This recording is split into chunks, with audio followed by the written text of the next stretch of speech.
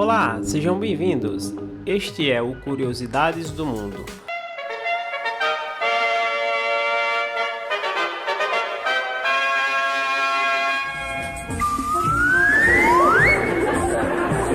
Não contavam com minha astúcia.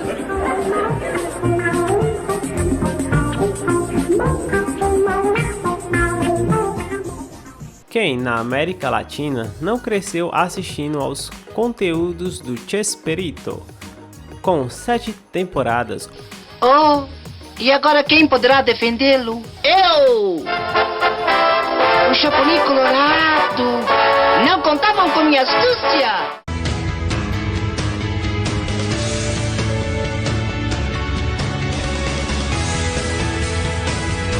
Roberto Gomes Bolanhos.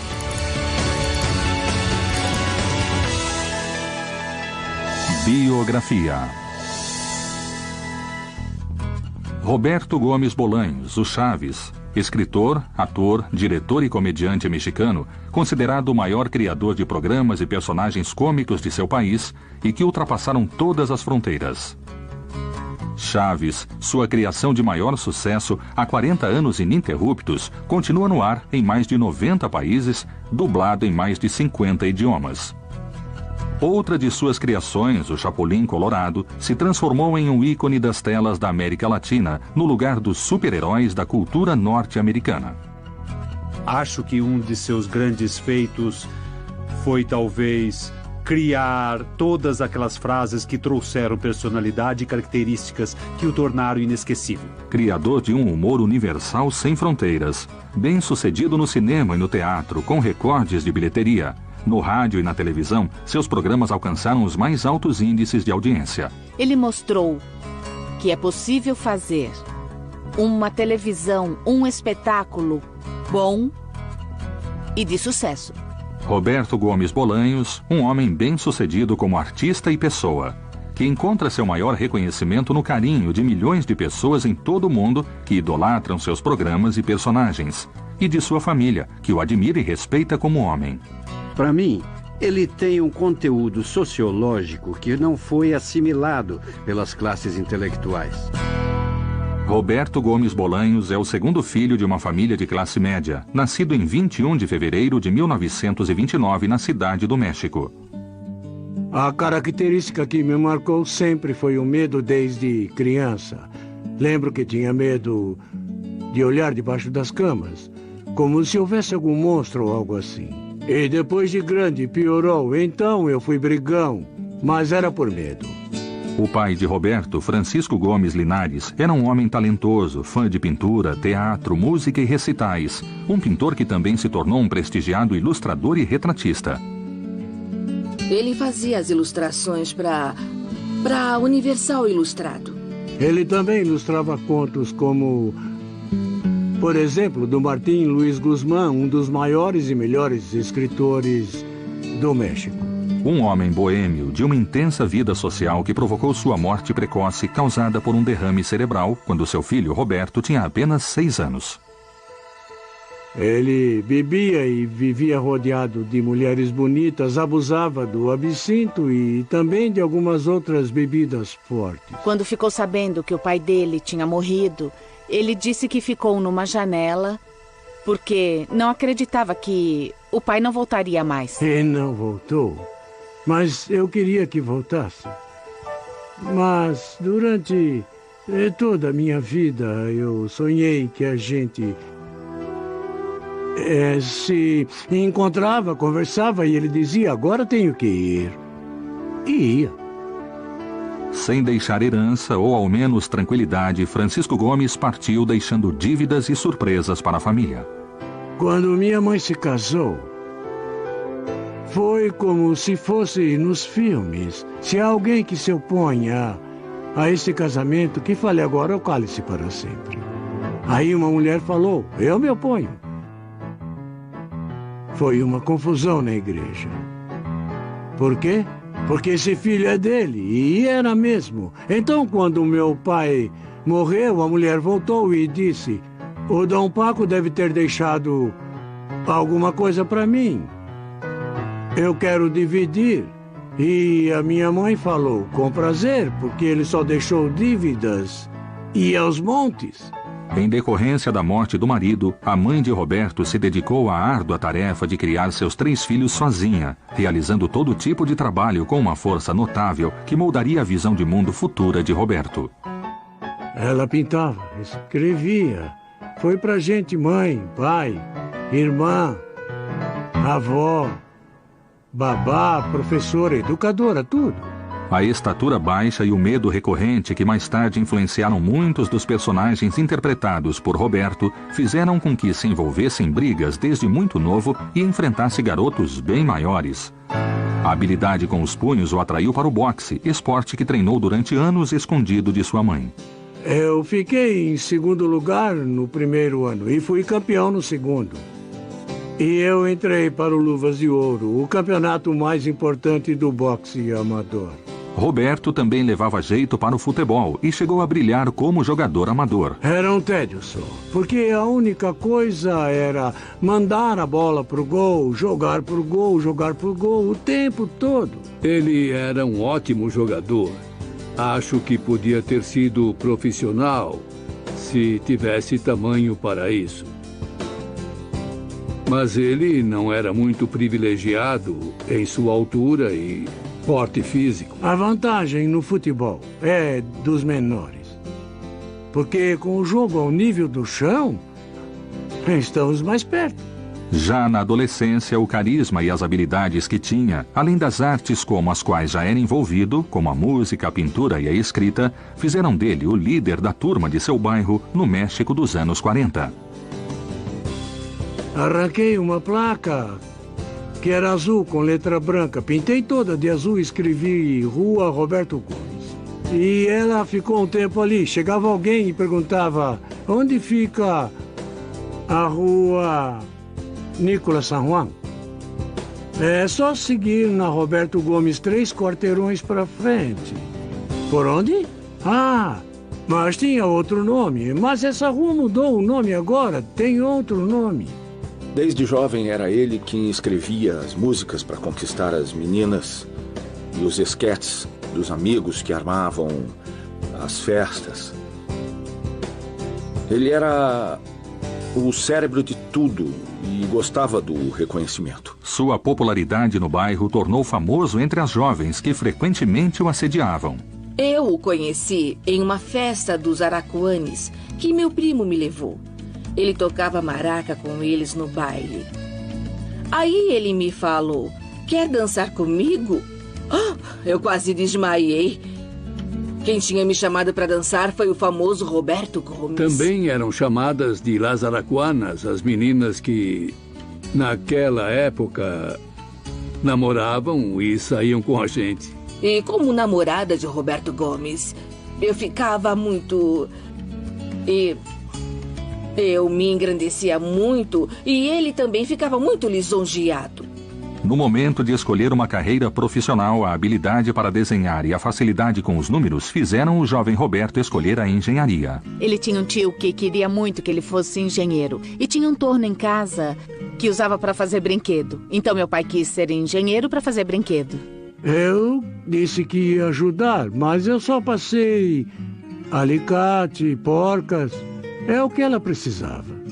Entretanto, a falta de qualificação e o trabalho com um futuro monótono pela frente o levaram a repensar sua carreira. Certa manhã, um anúncio no jornal chamou sua atenção, de aprendizes para trabalhar no rádio e televisão. Na mesma manhã, lá se foi Roberto à agência de publicidade para se deparar com uma fila imensa, repleta de aspirantes ao posto de produtor. A menor fila era de redator publicitário. E foi esse o emprego que ele conseguiu. Aí o gerente disse, você consegue datilografar depressa? E eu... Bom, na verdade, nos últimos 2 anos não encostei numa máquina. Mas não importava, nos 2 últimos anos nem nos anos anteriores nunca tinha encostado numa máquina. O trabalho na agência fascinou o jovem Roberto. Ali ele teve uma revelação que viria à tona nos anos seguintes: o poder da linguagem publicitária e o potencial de utilização das frases curtas e repetitivas para um impacto em massa. Eu, quando comecei a trabalhar ali, eu me encantei e falei, é o que quero fazer. Foi então que quis ir além e superar tudo. Foi aí que eu aprendi a escrever de verdade. Escrevia 12 horas por dia. Ele escrevia muito. A poltrona dele ficava bem na frente de uma porta que tinha aquelas fechaduras grandes, antigas, por onde dava para espiar. Aí eu e meus irmãos brigávamos para poder espiar, porque adorávamos vê-lo, pensar como ia escrever, fazer, tudo era perfeitamente planejado. Nos cartazes ou vinhetas que criava, Roberto se destacava por seu senso de humor peculiar e espirituoso. Logo depois, seu chefe o indicaria para escrever seus primeiros roteiros para o rádio. Me falaram, pode escrever algo para Viruta e Capolina? Eu perguntei, quem são essas senhoras? Eu pensei que Viruta e Capolina fossem mulheres. Não, são os atores que trabalham na rádio. Então eu os conheci e depois disso eu comecei a escrever para todos os comediantes. Sem conhecê-los pessoalmente, o jovem Roberto Gomes escreveu seu primeiro roteiro e o impacto foi imediato. O programa de rádio tinha 15 minutos. Comecei a escrever e antes de um mês falaram, tem que aumentar para meia hora. Aumentamos e virou a maior audiência. De olho no potencial da combinação dos textos de Roberto Gomes com o carisma da dupla cômica, a empresa patrocinadora se propôs a reproduzir a mesma ideia em um meio em expansão, o da televisão. O trampolim que impulsionaria Roberto à fama e o faria descobrir mais um de seus talentos, a atuação. Roberto Gomes Bolanhos havia alcançado a fama como roteirista dos programas de rádio de Viruta e Capolina. Agora, na televisão, novas possibilidades estavam por vir, assim como novos desafios. Era mais ação do que palavras. Porque televisão é como cinema, é visual principalmente. E nós fomos bem. O novo programa, chamado Cômicos e Canciones, elevou a imagem da dupla, iniciando uma parceria entre atores e escritor que levaria Viruta e Capolina ao auge da fama nos anos 50 no México. Ele entrou de cabeça naquele trabalho. Ficava muito preocupado com o que ia ganhar. Não queria ser rico. Pelo menos era o que ele me dizia. Vivíamos modestamente. Eu tinha um salário baixo e a gente não ligava muito para isso. Nosso apartamento era bem pequeno. O amor que unia Roberto e Graciela logo deram frutos. 5 meninas e um menino alegrariam a nova casa em que Roberto descobriria outra de suas facetas, a arte de ser um pai dedicado. Meu pai era muito presente e nos fazia rir também bastante. Brincava, explicava várias coisas. Não tinha nem castigo, nem bronca. Ele só falava, você acha certo o que fez? Você acha que isso é legal? E aquilo era pior que qualquer coisa. Meu pai, no Dia dos Mortos, abria a porta de casa e fazia uma fogueira no jardim. Comprava linguiça, petiscos e todos os vizinhos vinham brincar com a gente. Somos uma família unida que vai junto para todo lado e arruma qualquer pretexto para festejar e se reunir. Ele tocava violão e cantava com a gente, fazia umas sessões cantando e tocando violão. Me pedia para fazer a segunda voz e a gente cantava por horas, horas e horas. O meu pai falava, numa boa, me enganei. Tinha razão. Eu errei. E pedia desculpas. Eu nunca ouvi uma das minhas amigas falar que o pai delas pedia desculpas. Para mim, é um sábio. Um sábio que soube conduzir na vida irmãos que são tão diferentes em vários sentidos, o que é parte de sua sabedoria. Eu passei minha infância nos programas do Viruta e Capolina, que eram ao vivo, ou seja, era escrever durante a semana e ensaiar todas as manhãs. Lembro que ia lá no estúdio, onde se gravava o programa do Viruta e Capolina, e falava meu tio Capu e tio Viru. Quer dizer, éramos todos uma família de verdade. O programa Cômicos e Canciones serviu como meio para o inquieto e criativo Roberto explorar e incrementar sua veia artística. Logo ele sentiria a necessidade de atuar. Então começou em papéis secundários nos quais se destacava por seus pulos e tombos ágeis, fruto dos esportes que praticava. Claro que sim, entre, senhor. Olhem só, essa é uma ótima oferta que eu trouxe. É um anel com um brilhante da melhor qualidade. Eu posso vender para vocês. Olhem bem esse brilhante, 2 esmeraldas, um acabamento perfeito que nem na joalheria de Nova York conseguiriam fazer. Se vocês... por favor, se vocês... Bom, essa é uma oferta que não vão encontrar. Olhem bem, olhem aqui. Olha, espera um pouquinho, espera. Vocês precisam comprar, precisam sim. Olha, esperem, eu quero mostrar. É o melhor que vão encontrar em qualquer lugar. É uma aliança que não tem igual. Vejam bem, garanto que fará um bom negócio. Eu posso vender por um preço ridículo, totalmente ridículo. Deu trabalho, mas consegui. Se é vendedor, pra fora. Você... A primeira vez que atuei em um programa, já tinha 29 anos. E foi porque faltou um ator. Os programas eram ao vivo, sem cortes. Quando saí, falaram, se saiu muito bem, por que não faz mais? Então continuei participando. Lembro de uma cena que me fez rir muito num programa do Viruta e Capulina em que ele participou. Eu recordo que minha mãe me falou, esse é o homem que escreve o programa. Então ele tomou um comprimido para dormir. Apagou, caiu imediatamente no sofá e tirou uma soneca. Eu dava tudo que podia em qualquer coisa para escrever, atuar, dirigir. Quando dirigi, me falaram, é o diretor do programa? Eu não. Como não? O que está fazendo é dirigir. Eu não, eu só falei para eles que era para fazer isso, mais nada.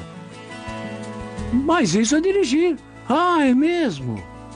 Com Viruta e Capulina, Roberto também teria contato com o cinema em 1958 como roteirista do filme Los Legionários, do diretor Agustín Delgado. O Agustín Delgado falou... Escuta, você é nosso pequeno Shakespeare. Era só um diminutivo de Shakespeare.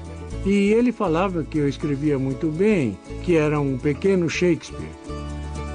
Então, no começo, ele e todo o pessoal falavam Shakespearito como um estrangeiro. Todos começaram a me chamar daquele jeito, então castelanizei para Shakespearito. O filme foi um grande sucesso e as consequências instantâneas. Chegou um momento em que Viruta e Capulina se tornaram campeões de audiência, no México e fora do México também.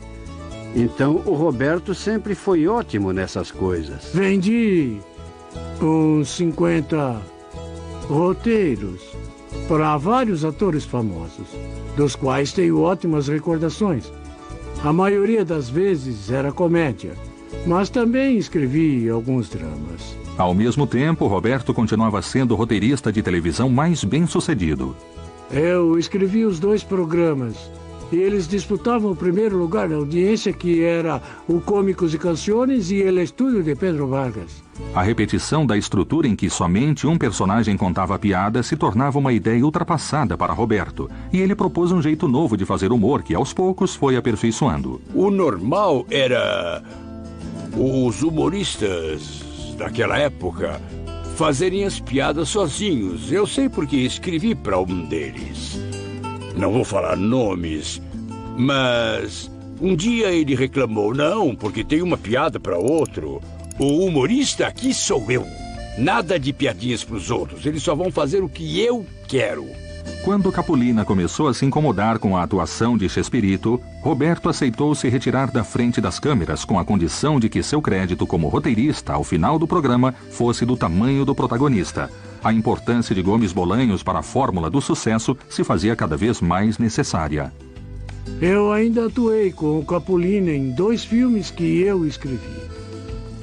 Mas ele se incomodou porque em um deles fiz uma pequena participação. E então toda a equipe me aplaudia. E aí houve uma briga e nós nos separamos. A tensão chegou ao limite até que Roberto Gomes Bolanhos deixou de escrever definitivamente para Capulina em 1968. Após 15 anos de uma parceria tão produtiva, viriam tempos de incertezas na profissão e na vida para o próspero Roberto. Até que um dado momento ele falou, chega de escrever para os outros. Então não escreva para os outros. Quero escrever para mim. Então escreva para você. Em meio a uma crise criativa e um futuro profissional incerto, Roberto recebeu uma terrível notícia. Eu a conhecia e a vi morrer. Estava com ela quando morreu. Eu estava bem ao lado dela. A mãe de Roberto, Elsa, morria de um câncer de pâncreas fulminante. Minha mãe nunca viu o Chaves, nunca viu o Chapolin Colorado. É motivador saber tudo o que ela fez por mim. Apesar de não ter tido essa recompensa, que talvez fosse ver o seu filho vencer. E morreu quando eu crescia. Na época, nascia o Canal 8 da empresa Televisão Independente de México, ou TIM, que convidou Roberto para colaborador. Então, com a proposta de uma série e após uma longa seleção de atores, se tornou o protagonista de El Ciudadano Gomes. Era um Quixote que combatia injustiças. Ele consertava os erros dos outros. Era uma mulher que chorava porque tinham feito algo contra ela. Aí ele ia lá ajudar. Mas o programa não deslanchou. Apesar do fracasso de Ciudadano Gomes, o mesmo canal encarregou Roberto de 2 quadros de 10 minutos para o programa Sábados de La Fortuna. Você vai ter 2 ou 3 quadros. Pra fazer o quê? O que quiser. Era a grande chance. Era o que sonhava fazer um dia. Fazer o que eu quisesse em um programa. Era só zoeira, muita piada. Eu chegava com um tanque de gás pesado e, na outra mão, uma xícara de café. Aí olhava para a câmera e falava: é como eu gosto de café, bem carregado. Ali, os primeiros personagens de Roberto começavam a tomar forma, com atores que anos depois se tornariam o professor Girafales, interpretado por Rubem Aguirre, o beberrão Alanis, interpretado por Ramon Valdez, e o doutor Chapatin, que Roberto mesmo fazia. A luz acabou em casa e quando subi a escada, vi lá em cima um velhinho no corredor e eu comecei a gritar: quem é esse? Quem é esse? Aí meu pai me abraçou: sou eu. Ele estava montando o personagem Doutor Chapatin. E às vezes eram 8h30 e não tínhamos acabado. Aí a gente sentava, os telefones tocavam sem parar, até que o chefe viu aquilo e o diretor veio falar: é o seguinte, peguem todas as suas coisas, terão um programa só de vocês. O novo programa de Roberto estreou em 14 de outubro de 1970, no horário nobre, às 8 da noite. O nome era La Mesa Quadrada. E o Sábado de la Fortuna. E acabou porque, sem o nosso quadro, não foi para frente. Foi um elogio para nós. O programa rapidamente subiu na audiência e transformou todo o elenco em personagens famosos. E, sem perceber, a vida de Roberto começava a mudar.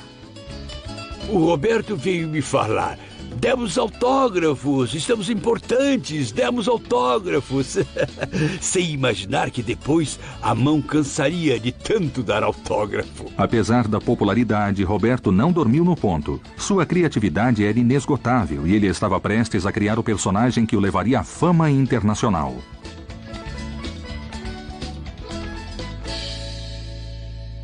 Após o sucesso consecutivo no rádio e na televisão, Roberto tinha seu próprio programa semanal, e a necessidade de novos quadros o levaria a criar o personagem que o tornaria famoso no mundo todo. Eu tinha oferecido para alguns atores uns 4 ou 5 comediantes famosos, ou que estavam em ascensão. E ninguém ligou e nem gostou. O valor está em superar o medo, não na falta dele. O Chapolin Colorado tinha consciência que era pequeno, bobo, fraco, desastrado. Mas, com todas essas deficiências, e acima de tudo o medo que ele demonstrava a todo momento, ele enfrentava o problema. Isso é ser herói. Mas talvez o maior sucesso de Chapolin Colorado tenha sido sua coleção de bordões que as pessoas incorporaram à linguagem cotidiana, primeiro no México e depois em todo o continente. Fiz intencionalmente para procurar pistas no chão. Todos meus movimentos são friamente calculados. Suspeitei desde o princípio. Se aproveitam da minha nobreza. É nessas horas que tem que lembrar daquele velho e sábio ditado: mais vale prevenir do que 2 voando. A saída temporária de Rubem Aguirre do programa obrigou Roberto a inventar um quadro para substituir o popular dueto que faziam por um novo personagem, um menino pobre, amável e de cortar o coração que ele mesmo interpretaria. Eles gostaram e falaram, legal, ele vai continuar. E deu certo. Chaves foi um grande estouro. Tinha que ser o Chaves! Foi sem querer querendo. Não se misture com essa gentalha. Sim, mamãe. Gentalha, gentalha! Toma! Só não te dou outra porque... Sem pretensão, Roberto Gomes Bolanhos criou, com o Chaves, um fenômeno de fortes raízes sociais que se espalhou por toda a América Latina. As pessoas do Brasil associam o Chaves, não Chavo, como original, a um menino da favela.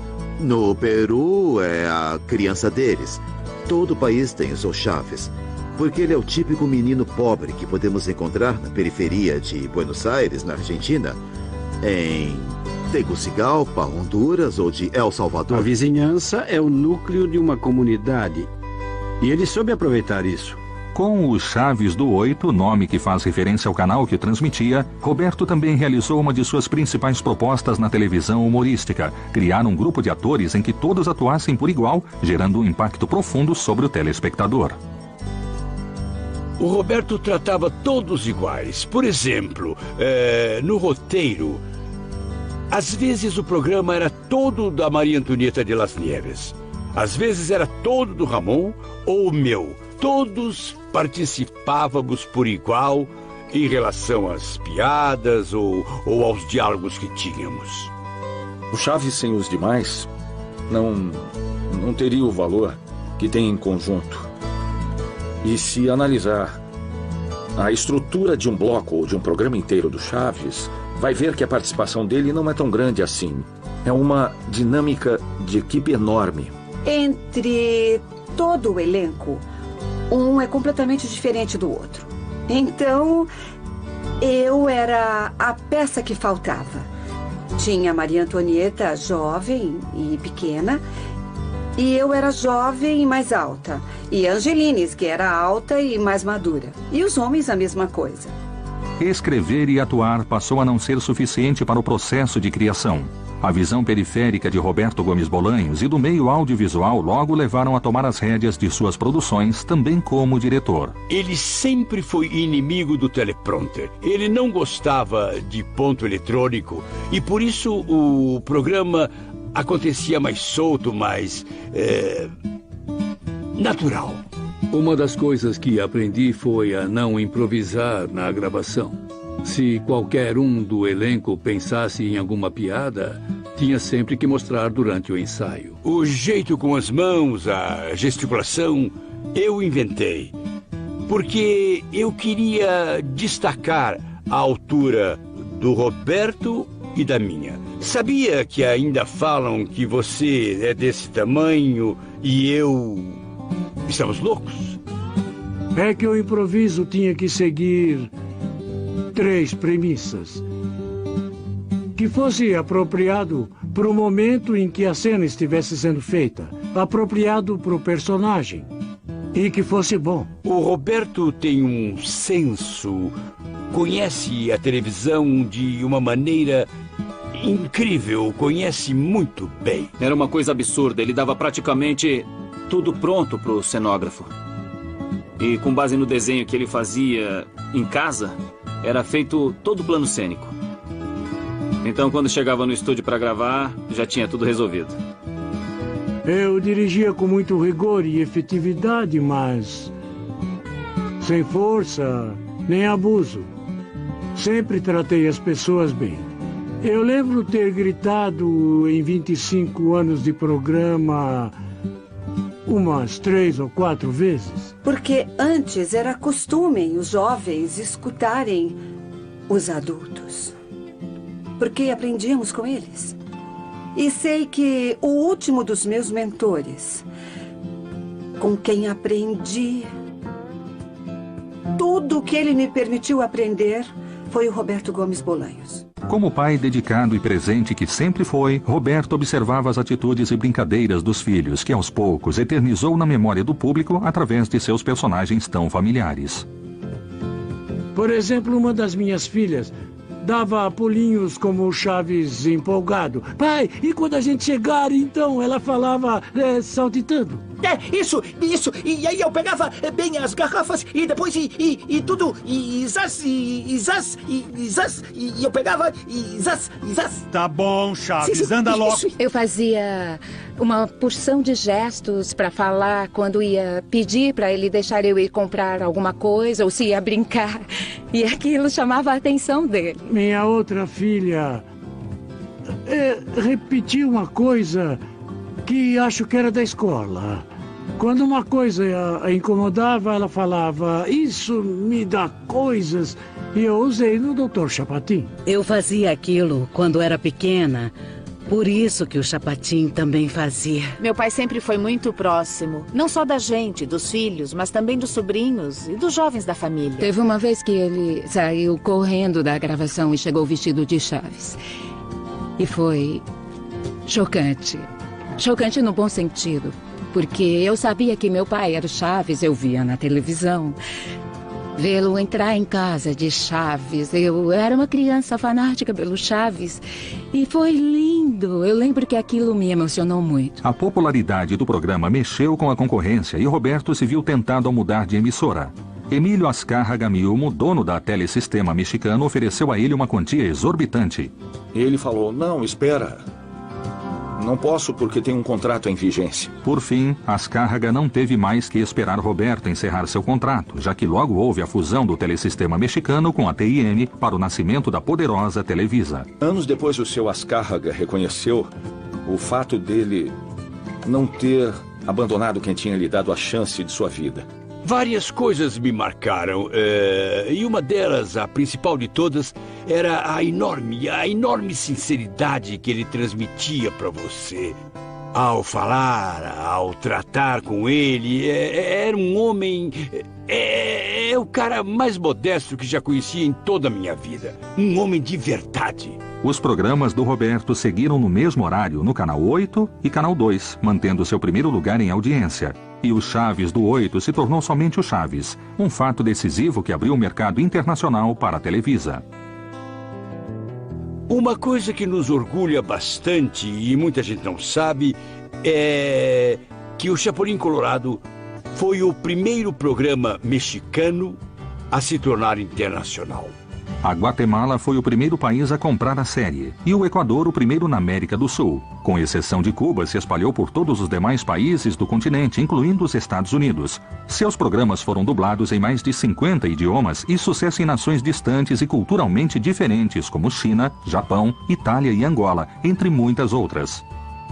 O Chaves, com certeza, para mim, é o grande ícone do Roberto E eu também diria que é o nosso Mickey Mouse, sem dúvida. Por fim, alcançaria a fama. E os programas de televisão não eram suficientes. As pessoas queriam ver Roberto ao vivo. Então, começaram as turnês, primeiro pelas cidades do interior do México.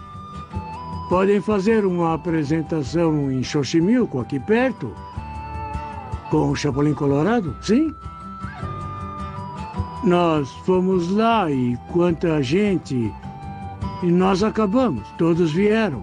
E fiquei com medo. Então, saí correndo e eles me perseguiram. Eu caí e a polícia teve que me tirar de lá, porque vieram em cima de mim.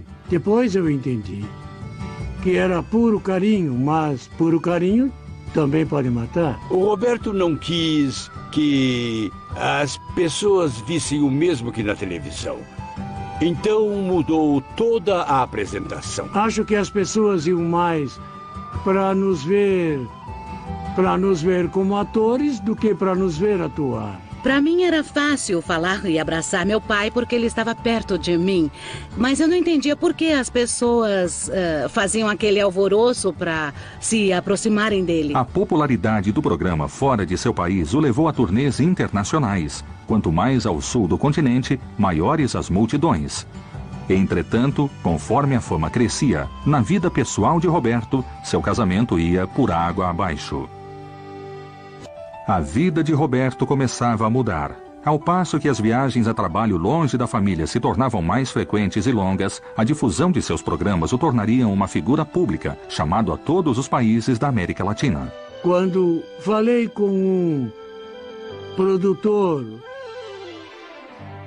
chileno, Valentim Pimstein, me falaram de ir para o Chile. Devo ir? Ele respondeu, a questão não é essa, deve se cuidar, porque vai ter uma baita multidão. Foi num lugar da América Central que quebraram o vidro. Empurraram o vidro da porta no aeroporto, a hora em que viram ele sair. Eu fiquei assustada. O avião não podia pousar porque as pessoas invadiram a pista. Estavam esperando numa boa. Mas quando falaram que o avião tinha chegado, eles jogaram os policiais para o lado e invadiram. O avião teve de subir de novo. Ele se escondia. E não gostava. Falava, não gosto disso. Sou uma pessoa de carne e osso, como qualquer ser humano. Entretanto, no auge do trabalho e da popularidade mundial, a distância do lar e as tentações da fama começaram a afastar Roberto e Graciela. Foi quando a gente começou a ter consciência que realmente tinha virado um fenômeno. Mas era uma coisa que internamente, em casa, significava a ausência dele junto à família. O meu problema com a Graciela, a minha primeira esposa, foi infidelidade, eu reconheço. Formava um casal perfeito. Mas houve um distanciamento entre eles e todos nós percebemos. Pode ter sido a atividade artística. Eu fazia muita turnê e a gente não se via. Várias coisas. Não existe família perfeita, nem avós perfeitos, nem pais perfeitos. A gente precisa superar o que acontece na vida. E foi assim com a nossa família. Faz uns 34, 35 ou 40 anos. Era um outro mundo, era. Então, era tudo muito mais discreto, mas nós fomos muito atacados, vítimas da mídia, de tudo. Mas não como fazem agora. Ah, não. Eu era uma malvada ladra de marido e ele era um desgraçado que largava tudo. Mas ele não abandonou os filhos. Era um pai extraordinário. Nesses 23 anos, fui muito feliz. E quando ele se foi, no começo eu sofri muito. Muito, muito mesmo. Ainda gosto dela. Não é mais minha esposa, mas gosto dela como irmã. E a ajudo em tudo que posso. Completamos 23 anos. E falei, agora está acabado. E a Florinda levou ele embora. Pouco depois do divórcio, Roberto tornava público o romance com uma integrante de seu quadro de atores, Florinda Meza. Se alguém diverte você, torna a sua vida mais alegre, fala coisas bonitas, te escreve poemas e faz desenhos seus. Quando você está sentada, você percebe que te olha e escreve alguma coisa na contracapa do roteiro que ele fazia para dirigir. Então mostra o desenho que fez, você fica lisonjeada. No Chile, lembro como se fosse hoje, porque foi quando ela tomou a iniciativa. Eu sempre fui bobo para essas coisas. Ela falou, se quer beijar alguém, por que não beija agora? A mim. O relacionamento daria um novo estímulo a Roberto, que se transformaria em uma forte motivação para a criatividade. Desde que a fama o deixou preso aos programas e turnês, Roberto tinha deixado o cinema de lado, mas a Televisa queria aproveitar sua popularidade para lançar um novo longa-metragem. No entanto, Gomes Bolanhos se recusou a fazer qualquer produção com Chapolin Colorado ou Chaves, e surpreendeu o público ao levar a cabo sua paixão pelo futebol em El Chanfle, com todos seus atores interpretando papéis totalmente diferentes do programa infantil. O sucesso foi imediato, e em seguida vieram os filmes Charrito, El Chanfle 2 e Dom Raton e Dom Rateiro, escritos, dirigidos e atuados por ele. Já o admirava como escritor, mas me surpreendi com a capacidade dele de atuar. É escritor, é diretor e é ator, o sonho de todos nós escritores. Creio que o Roberto faz parte dessa geração de autores, atores e diretores de grande prestígio que todo o cinema mexicano conquistou em todos seus gêneros. Com as consequências da fama, os atores do elenco não quiseram perder tempo. Logo, muitos deles, deslumbrados com o sucesso, começaram a sair do programa. Entre eles, Carlos Villagrán, o Kiko. Cale-se! Você me deixa louco! Tivemos alguns problemas depois, mas não misturo isso, porque me interessa o tempo que trabalhou comigo. O Kiko saiu, ele chegou no Roberto para avisar e falou, vou me pagar tanto. E o Roberto então disse, vai, só uma coisa, o nome do Kiko é meu, você não pode usar. Que nada, ele usou o nome do Kiko até não querer mais. Pois é, coisas da vida. Outros membros do elenco morreram durante os anos de duração do programa, como Chato Padilha e Angelines Fernandes. Mas sem dúvida a perda irreparável mais sentida foi a de Ramon Valdés, que faleceu devido a um câncer de estômago, consequência de seus anos de excessos. No Brasil, há sites inteiros só dele. É quase uma religião do Ramon Valdés. É um ícone. Me atreveria a dizer que é até maior que o Chaves. E o meu pai adorava escrever para ele. Ele se divertia fazendo isso. Entretanto, graças ao apoio de Florinda Meza, Roberto se voltaria ao teatro, uma pendência em sua lista de sucessos. A Florinda falou por que não aumenta o papel do motorista. Então você o interpreta. E montamos a peça. A peça 11 e 12, o maior sucesso na história do teatro mexicano, chegou a mais de 3.200 apresentações, incluindo turnês e temporadas curtas pelo México e exterior. Me dava coisas porque eu entrava no palco e era tanto aplauso que não conseguia começar a peça. Então falava, que horas posso começar? Eu precisava começar. E às vezes eu tinha que me impor para conseguir. A peça 11 e 12 também serviu como uma despedida honrada para Roberto se manter em evidência diante do público e a imprensa, e do surpreendente final de seus programas na televisão. A Televisa, para surpresa de todos, tinha tomado a decisão de mudar o programa de seu horário habitual. O sonho chegava ao fim para Roberto. Se não tem um horário especial, esquece. Falei para o meu amigo Azcárraga Milmo. Faltavam 10 ou 12 dias para completar 25 anos. E por que você não me avisou? Porque eu não imaginei que fosse fazer isso. Foi quando ligaram da TV Azteca e de Miami, de Los Angeles, falaram pra gente que pagariam o que fosse para que continuássemos trabalhando. E o Roberto disse, não, acabou. Acabou. Roberto decidiu encerrar o programa. Na opinião dele, Chaves e Chapolin Colorado deveriam parar antes de decepcionar o público. Aos 66 anos, ele não conseguia mais fazer as mesmas piruetas, sem contar a ausência cada vez mais notória do elenco. Ele se viu na televisão e falou, não posso mais fazer o Chaves. Não dá mais. O Chapolin Colorado exigia habilidade física que, com os anos, começou a se tornar mais difícil. Desde o estouro internacional, 25 anos antes, a exibição dos episódios de Chaves e Chapolin Colorado continuou sempre ao menos em 10 países, de lá para cá. Um recorde mundial de 40 anos consecutivos no ar. Há uma espécie de vazio entre 95 e 2000, pelo menos no México. Depois começaram a passar o programa com reexibição dos episódios e, de 2000 para cá, começamos a ver um tipo de auge no México e, novamente, na América Central e do Sul. Tem um canal no Brasil que exibiu o Chaves 5 horas por dia. Porque precisava de audiência, a coisa ficou feia, então colocaram o Chaves 5 horas por dia. E em seguida a audiência voltou. Além de gravar 3 discos com as vozes de seu elenco e músicas de sua autoria, Roberto escreveu 3 livros. O legado de Roberto é imenso, seu acervo criativo é de um homem renascentista, e ainda assim são as pessoas ao seu lado que mais colhem seus frutos. Roberto é meu mestre, meu mentor, meu amigo.